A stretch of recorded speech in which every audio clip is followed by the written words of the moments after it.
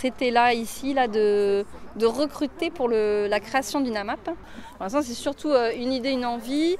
Quand même des producteurs, quoi. Il y a des maraîchers en installation, il y a un paysan boulanger, donc il y a quand même une envie, quoi, de la part des producteurs et aussi de certaines personnes qui ont envie d'adhérer à la MAP. C'est sur les serviettes hygiéniques. On se rend compte que écologiquement, économiquement et pour la santé, c'est pas bon d'utiliser les serviettes hygiéniques industrielles. Donc résultat, utiliser les serviettes hygiéniques lavables, c'est intéressant, quoi.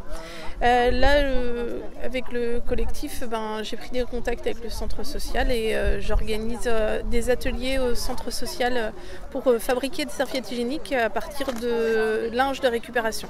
On fait goûter du pâté de sarrasin qui a été fait par Flora, qui a fait aussi du fromage frais de noix de cajou, parce que c'est pas à base de lait, on appelle ça fromage parce que c'est blanc tout simplement, mais c'est à base de noix de cajou. Et l'autre fromage, c'est du fromage de tournesol. Voilà. Et moi personnellement, j'ai fait du pesto d'ortie que j'ai cueilli hier, 60 grammes, ça représente à peu près un ballon de foot, c'était très long.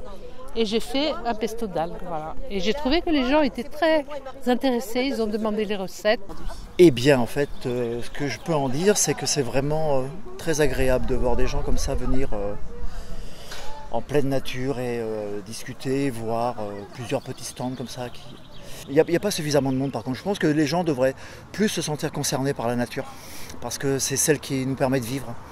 Et les gens n'ont pas vraiment conscience qu'en luttant, ne serait-ce que pour un petit bout de terre, un arbre, n'importe quoi, ils défendent vraiment leur vie quelque part, parce que sans tout ça, on ne vivrait pas. Et les gens doivent se concerner et prendre conscience de la gravité dans laquelle nous sommes.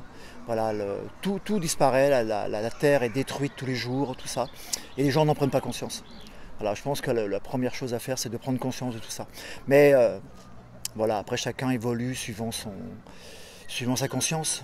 Mais voilà, alors ce que je peux dire peut-être, c'est que voilà, il est grand temps que la conscience collective réveille un peu tout le monde.